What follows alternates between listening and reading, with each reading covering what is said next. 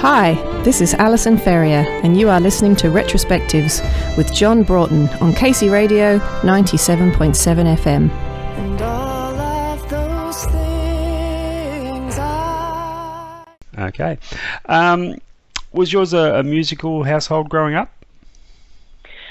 Not in so far as people playing music themselves. My parents didn't play any instruments. My brother played guitar, so I think that's where I would have first started playing guitar and picking out an old, teach yourself to play Hang Down Your Head Tom Dooley and things like that on his old nylon string Spanish classical guitar. So that's where it would have started. So I feel like I've always played guitar since being a little girl, but so he would have influenced me that way. But no, my parents didn't play music, but my dad played records and we had the radio on.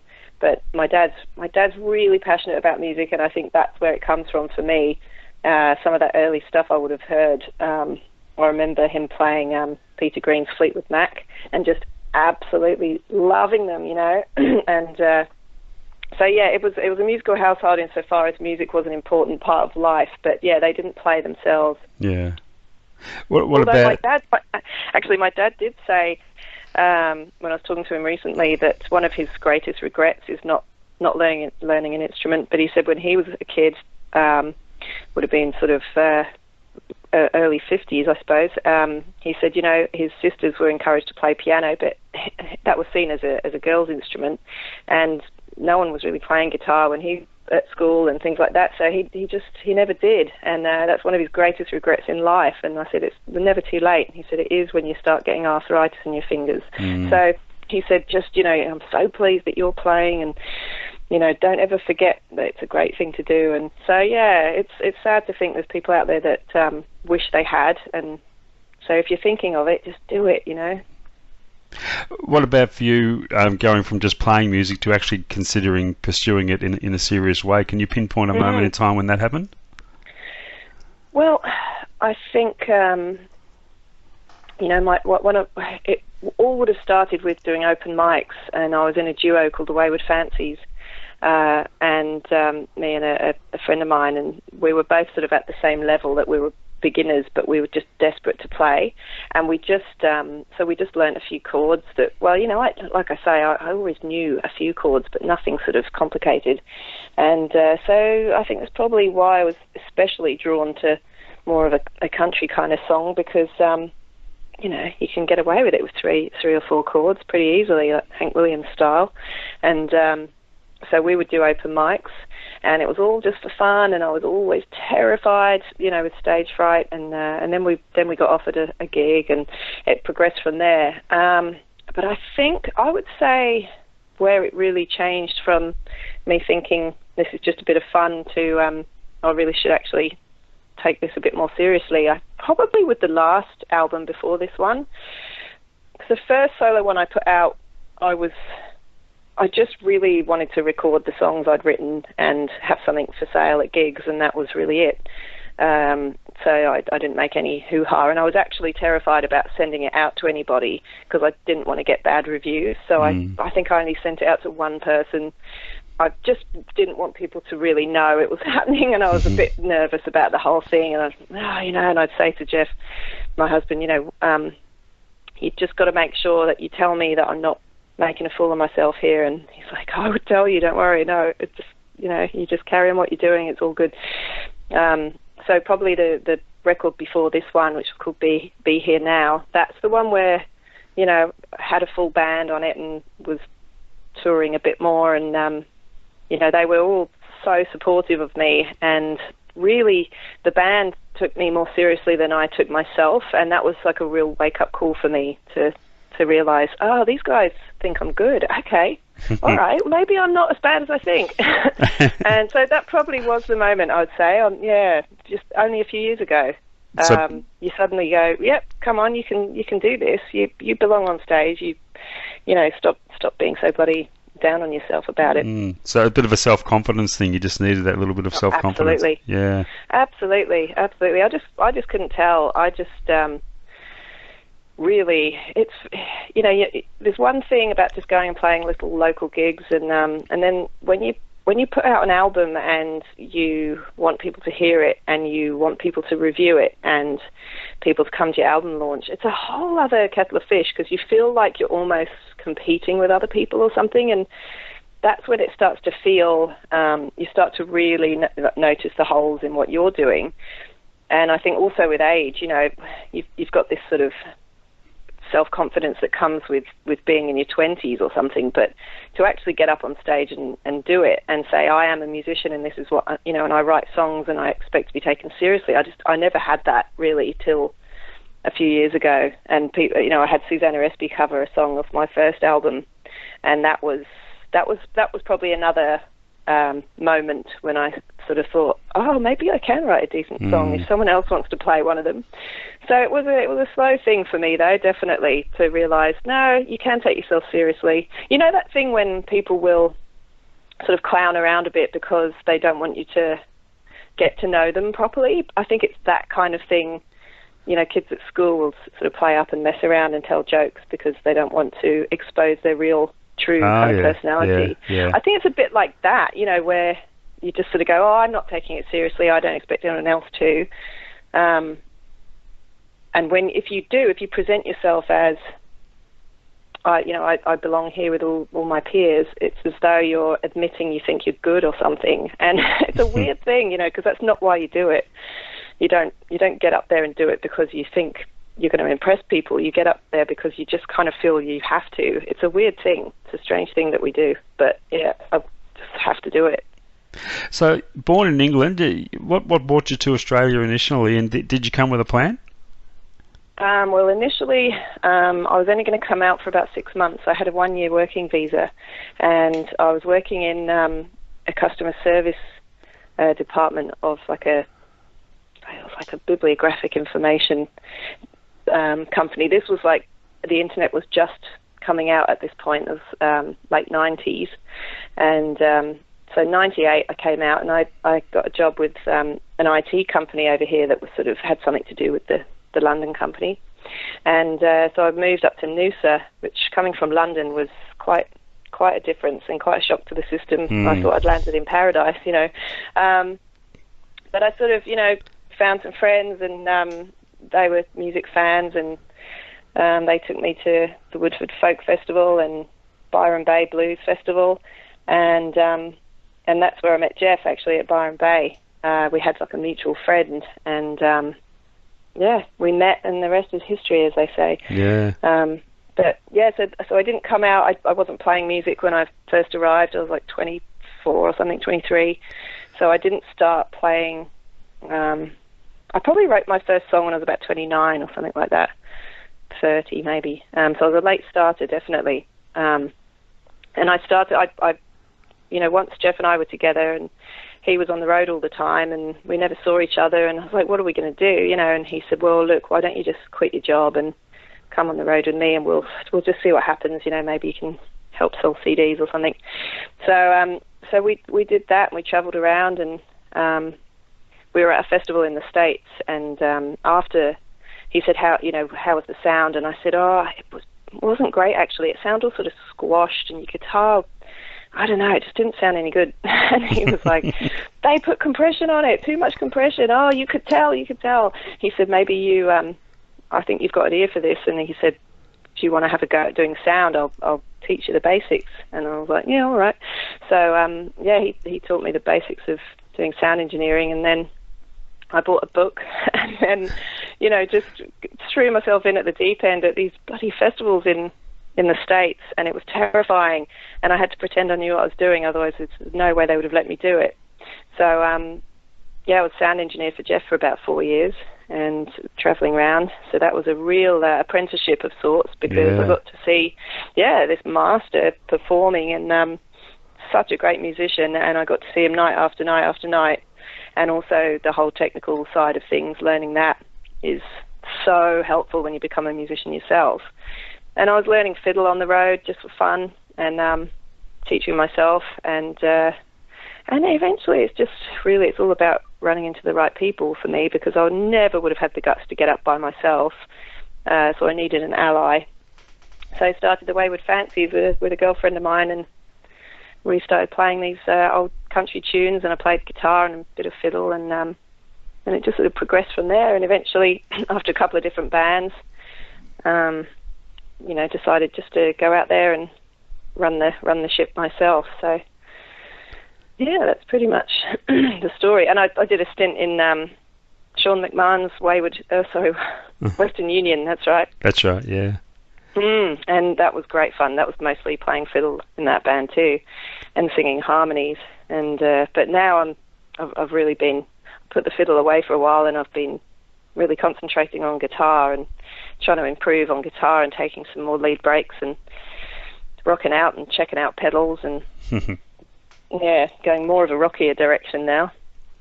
I guess you would have witnessed a lot of shows during that time as a sound engineer. Did you take anything out of that extensive experience of watching others on stage that you adapted to your own stage presence? Oh, so much. I mean, that really, now I look back, it's almost like I knew what I should be doing, but I think it was such a high standard because, I was seeing the likes of Gillian Welsh and Dave Rawlings when they were first starting out playing at festivals. Lucinda Williams, saw her play. Ron Sexsmith, I remember seeing him play a few times over in the States, and just picking up on people's personas, and also picking up on, they're a bit nervous, or they don't have much stage banter, or I see they will do like this big crescendo at the end, or they'll come back on and be really quiet, and so I got to see how people worked the audience and how they did or didn't have a great stage persona, or whether they had lots of the funny jokes in between, or whether they didn't say much at all. When Jeff opened for Dylan, and I should say, Jeff Lang, yes, he's the producer, and I keep saying Jeff, you all know him.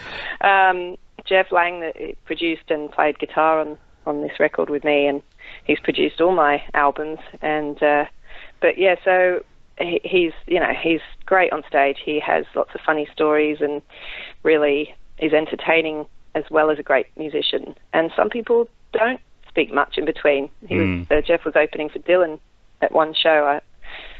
I think it was up in Cairns, the one I saw. But and Dylan, he doesn't speak in between songs at all. Like, you're lucky to get a word out of him, and that doesn't matter either. So I feel like it's always nice to speak to the audience, but I don't think you should necessarily force it if you don't feel like it. Maybe later in the gig you might have something to say. I learned so much from seeing people play, and the magical moments that can happen on stage. Like I say, it was like having an apprenticeship to be on the road for 4 years and watch people playing night after night. And then, so when you start doing it yourself, maybe it's too much pressure, I don't know. But to me, I think it was a great thing to do and really helped prepare me. I wasn't scared to get on stage. It's when you have to open your mouth and sing, that's the scary part to begin with. Yeah.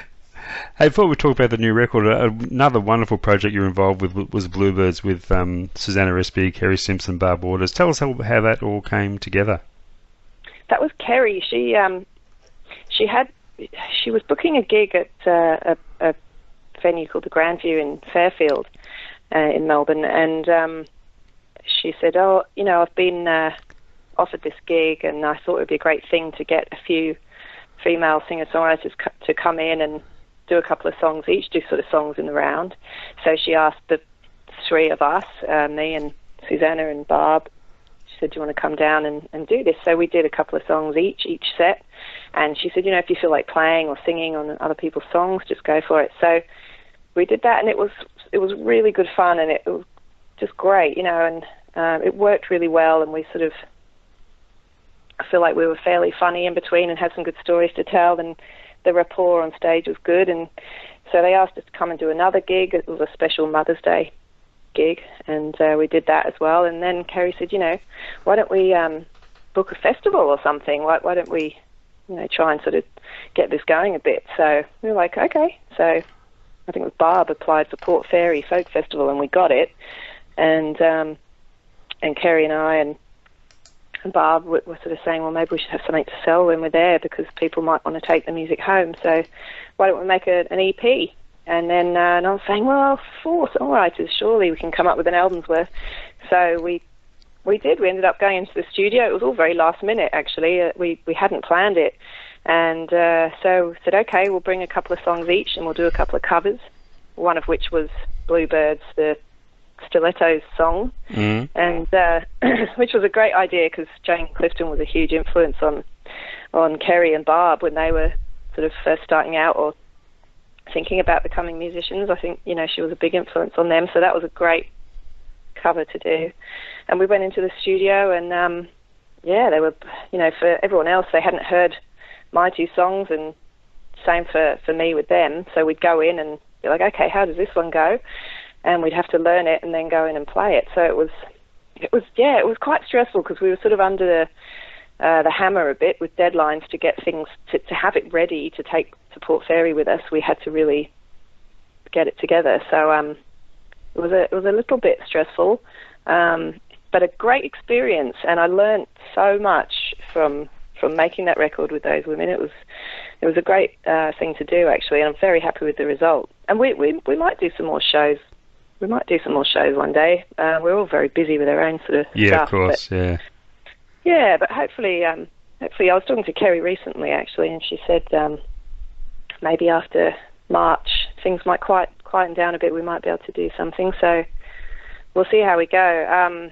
Suzanne is sort of not playing so much music these days. She's got a couple of projects. She's in the Dunes and the Cartridge Family, but apart from that, she's not really doing her solo stuff anymore. And I don't think she would want to do any more Bluebird shows. But me, Kerry, and Barb may well. So we'll see what happens. Fantastic. Now the new record, What She Knows. If you could place a theme on this particular album, would there be one? I don't think there's a theme so much. I wouldn't say there's a theme that runs through the record. Not the one that I've noticed or consciously made a decision on.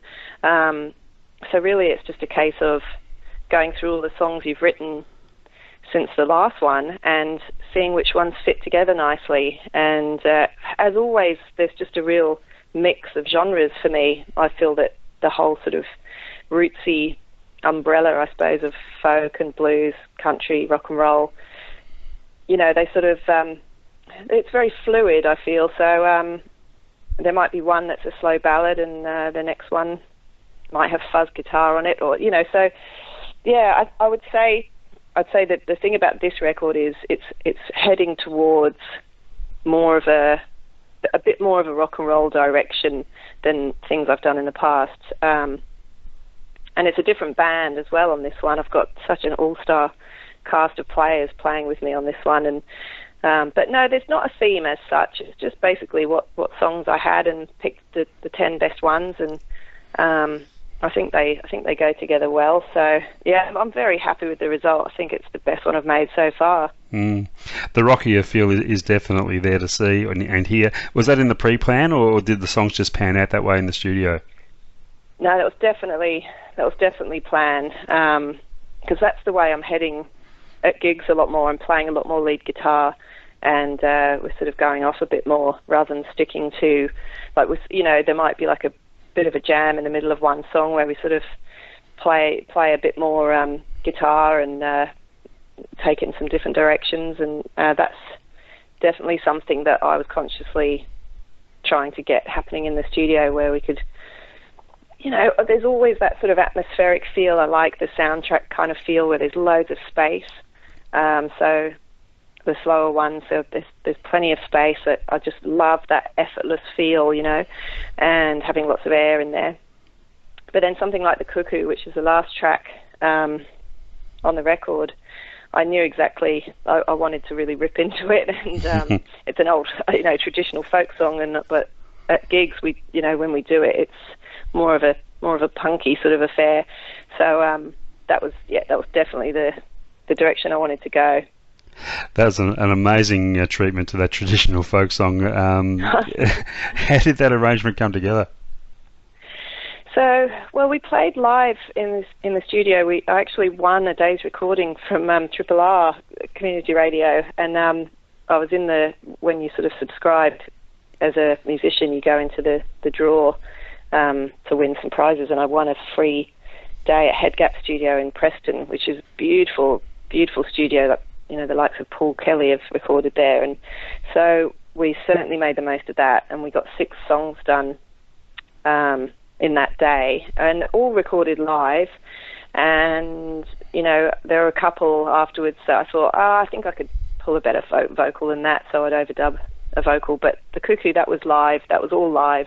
And then the only thing I added to that was the fuzz solo at the end, towards the end. But we had the best fun with that. And, you know, the guys like Danny hadn't really played that, Danny McKenna on drums, he hadn't really played that with me before. So he was sort of thinking, oh yeah, it's an old folk song, and Ali's got a bit of a country feel, so he sort of was playing more of a country feel on it. And I was like, no, that's not working. It needs to go off. And Jeff was producing, obviously, so he's like, yep.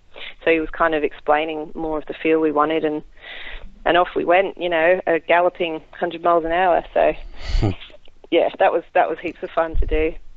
Do you think in hindsight having that one day of free studio time and having to make the most of it in that particular day was a bit of a blessing there to work under that pressure? You got that spontaneity going? Absolutely. And when you're playing with players who are that good, you can get a lot done. And so we thought, well, if we get 4 songs done, we'll be happy, but we'll just see what happens, you know. And they were all like, we'd have a run through, and then we'd do a take, and it would be like, yeah, that was good, all right, we'll do one more just in case.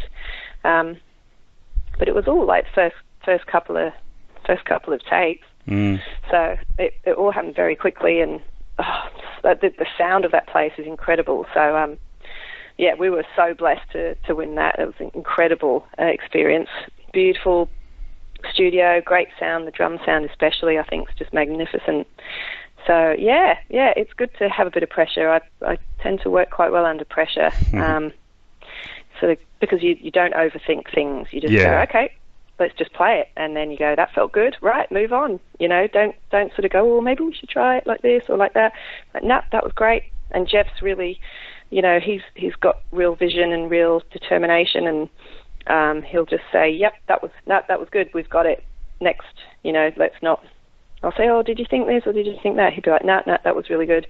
Go and have a listen and go, wow, that's sounding great. Okay, yep, we're onto a good thing. So that, you know, when you do hear, especially if you know, get the first one done and then you have a listen and it sounds amazing, and because the players are so good. I've got like a heavenly dream band on this record, so I just was listening to them make this song sound incredible, and that fills you with confidence to get the next one done. So you just feel so buoyed by it. You know, it's a lovely feeling, actually.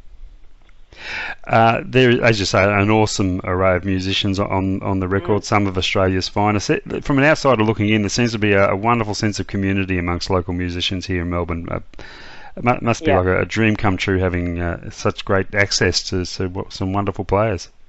Absolutely, and the other thing I've learnt in the last few years is you just have to ask, and what's the worst that can happen? That someone says, oh no, I can't, I'm busy. You know, it really does seem to be the thing that you just have to ask and say, hey, do you want to come and play, or do you want to come and, you know, I had a fantastic bass player, Steve Hadley, came and did a fill-in gig with me not long ago. I had Dave Foley on drums, and I said, oh, I'm having trouble finding a bass player for this gig. They're all busy. He said, what about Steve? And I said, oh, I don't know him. Oh, he's never going to want to do that. And he said, oh, yeah, just ask. And sure enough, you know, so you just never know. And really, you just have to ask, because at the end of the day, we're all doing it because we love it. I mean, there's not a great deal of money in it, so we're all doing it because we just love to play. And what more can you ask for than, you know, have someone of that caliber? And the guys in the band on the record, Danny McKenna and Ben Franz on bass, who he plays at the Waifs, and he's got a tour coming up with Vicky Thorne soon from the Waifs, and he's, you know, just these real high caliber players, and they're all happy to come and play with me, and I'm just absolutely chuffed and you know, delighted, and the result, I think, is absolutely fabulous. Now, as you mentioned, Jeff has produced all your albums to date. The advantages of having someone working with you in the studio that you already have a close relationship are obvious. Any drawbacks at all about having hubby in the studio the whole time around while you're working?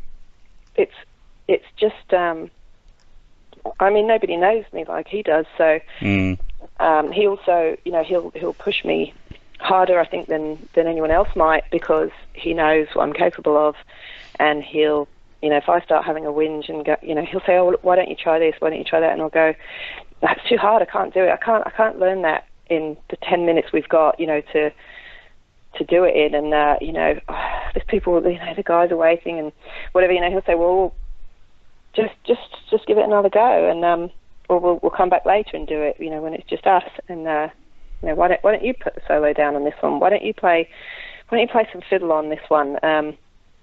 And we'll run it through an amp, and we'll have some backwards crazy stuff going on." And I'll just say, okay. And then he just has this expectancy that I can do things which I don't believe I can do. And so sometimes I'll say, I don't think I can do that, and he'll say, "I know you can, so just stop whinging about it and get on with it." And so I might sort of have a go at him and go, "You're being mean," and but at the end of the day, he knows exactly what I'm capable of and believes in me more than I do. So that is always a bonus.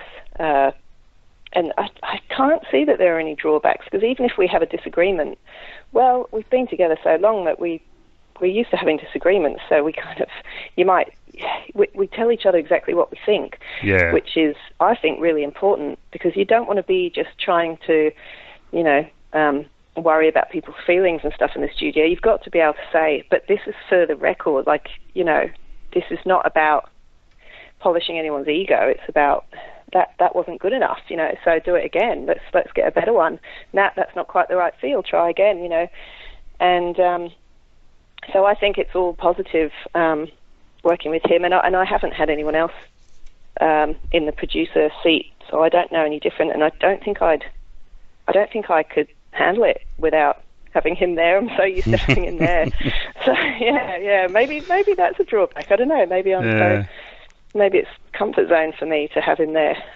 He's my rock, So I can't imagine working with anyone else.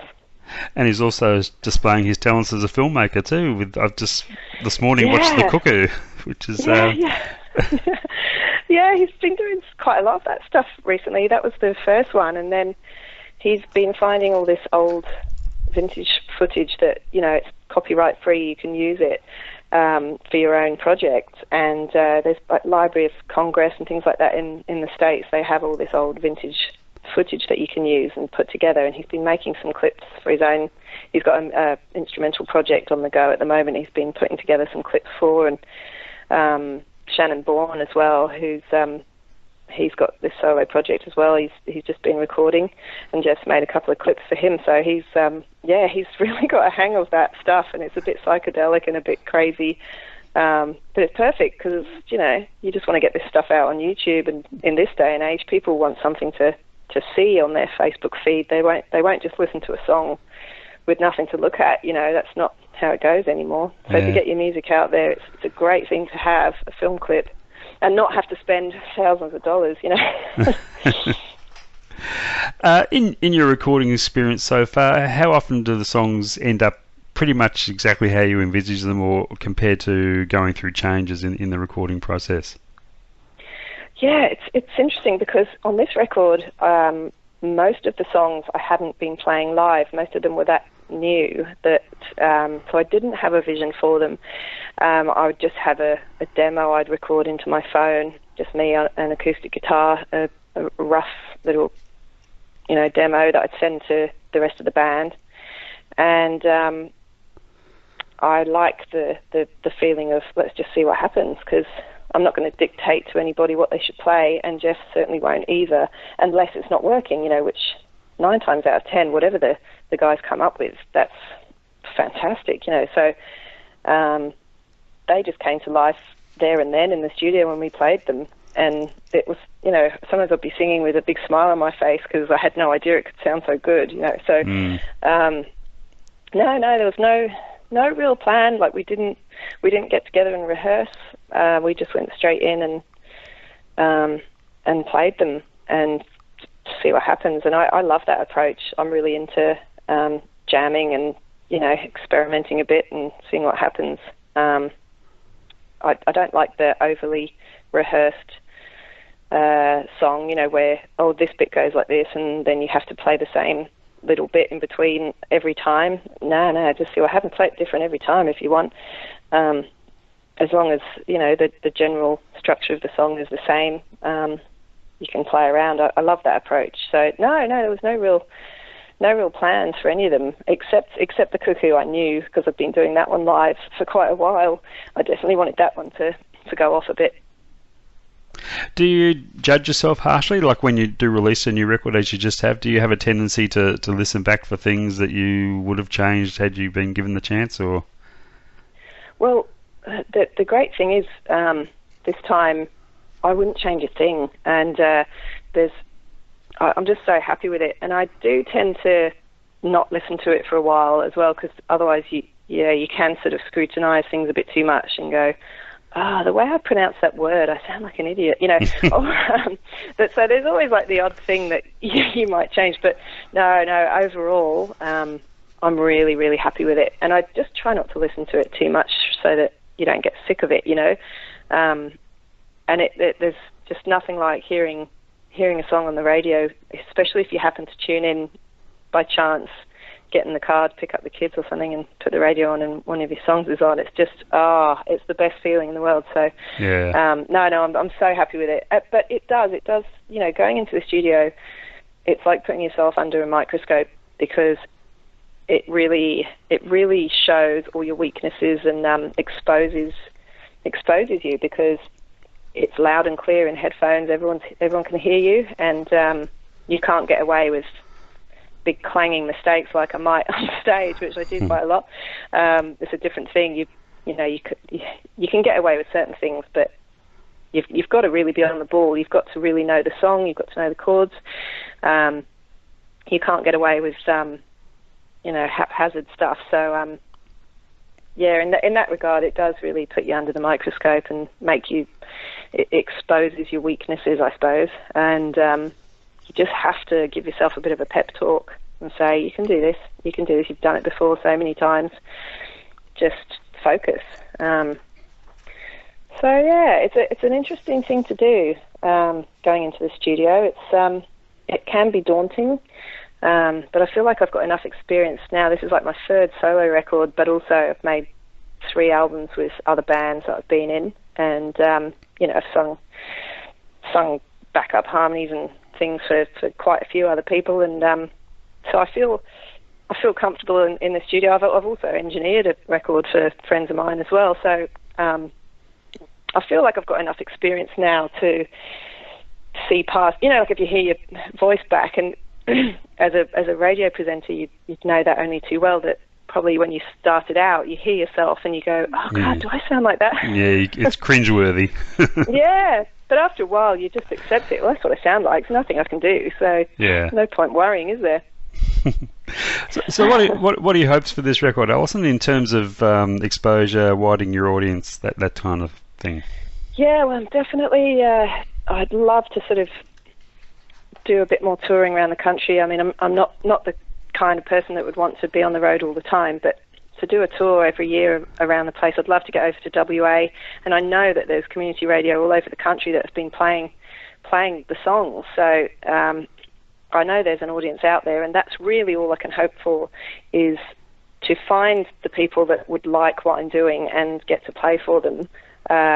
That's my ambition, really. I don't want to be rich and famous, or money would be nice, but I'm not interested in making it or whatever. I just really want to find an audience for these songs, people that would like it and take it out there and play it for them. So I've got a little tour planned for New South Wales coming up later in the year, but I would love to go over to WA at some point. I've never played over there. And Queensland, I haven't played up there yet either. Oh, yes, I have. Sorry, yes, I have. Not for a couple of years though. So yeah, just get out there and find my audience. Fantastic. Well, congratulations on it. It is a beautiful piece of work, and it is your best yet. There's no doubt about that. Oh, thank you. Thanks, John. It's lovely to speak to you. And you, and all the best for the rest of 2018, and I'll make sure I'll give out the website and all the details about the album when we put this to air. Oh, thanks so much. I really appreciate your time. Thank you. Thank you for the wonderful music and another great album. Oh, good on you, John. Take care. I'll talk to you again sometime. Cheers, Alison. Bye-bye. Bye.